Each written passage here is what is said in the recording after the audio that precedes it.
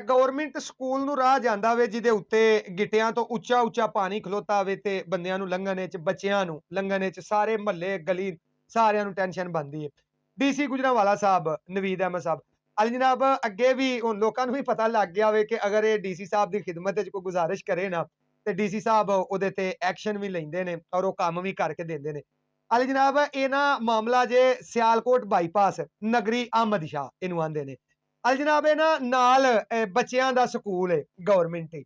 ਉੱਥੇ ਬੱਚਿਆਂ ਨੇ ਵੀ ਆਉਣਾ ਜਾਣਾ ਹੁੰਦਾ ਤੇ ਵੇਖੋ ਨਾ ਪਾਣੀ ਤੁਸੀਂ ਕਿਵੇਂ ਉਹ ਸਾਰੀ ਗਲੀ ਦੇ ਵਿੱਚ ਖਲੋਤਾ ਹੈ ਤੇ ਬੰਦਿਆਂ ਦਾ ਲੰਘਣ ਵੀ ਮੁਸ਼ਕਲ ਹੋਇਆ ਤੇ ਪਾਣੀ ਖਲੋਤਾ ਕਿਉਂ ਹੈ?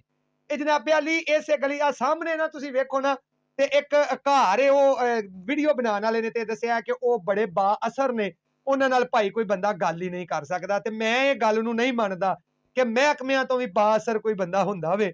ਜਨਾਬੇ ਅਲੀ ਇਹ ਨਾ ਉਹ ਕਿਸੇ ਇੱਕ ਘਰ ਨੇ ਨਾ ਆਪਣੇ ਬੂਹੇ ਦੇ ਅੱਗੇ ਮਿੱਟੀ ਪਾ ਕੇ ਨਾ ਤੇ ਰਾਹ ਹੀ ਬੰਦ ਕਰ ਛੜਿਆ ਵੇ ਤੇ ਪਾਣੀ ਵੀ ਬੰਦ ਕਰ ਛੜਿਆ।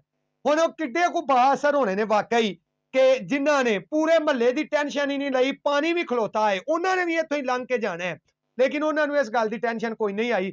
ਨਾ ਹੀ ਉਹਨਾਂ ਨੇ ਬੱਚਿਆਂ ਦਾ ਮੁਸਤਕਬਲ ਸੋਚਿਆ ਨਾ ਹੀ ਉਹਨਾਂ ਨੇ ਇਹ ਸੋਚਿਆ ਕਿ ਇਸ ਪਾਣੀ ਦੀ ਵਜ੍ਹਾ ਤੋਂ ਬਿਮਾਰੀਆਂ ਫੈਲਣਗੀਆਂ ਬਿਮਾਰੀਆਂ ਵਧਣਗੀਆਂ ਲੋਕ ਬਿਮਾਰ ਹੋਣਗੇ ਅਸੀਂ ਆਪ ਵੀ ਬਿਮਾਰ ਹੋ ਸਕਦੇ ਹਾਂ।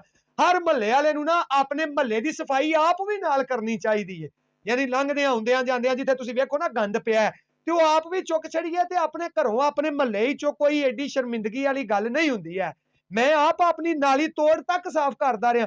ਮੇਰੇ ਉਸਤਾਦ ਕਰਦੇ ਹੁੰਦੇ ਸਨ ਔਰ ਇਹ ਦੱਸਿਆ ਗਿਆ ਸੀ ਕਿ ਪੁੱਤਰ ਆਪਣੇ ਘਰ ਦੀ ਨਾਲੀ ਤੋੜ ਤੱਕ ਵੀ ਸਾਫ਼ ਕਰੋਗੇ ਨਾ ਤੇ ਅੱਲਾ ਤੁਹਾਡੀ ਇੱਜ਼ਤ ਵਧਾਏਗਾ ਤੁਹਾਡੀ ਇੱਜ਼ਤ ਘਟਣ ਨਹੀਂ ਲੱਗੀ।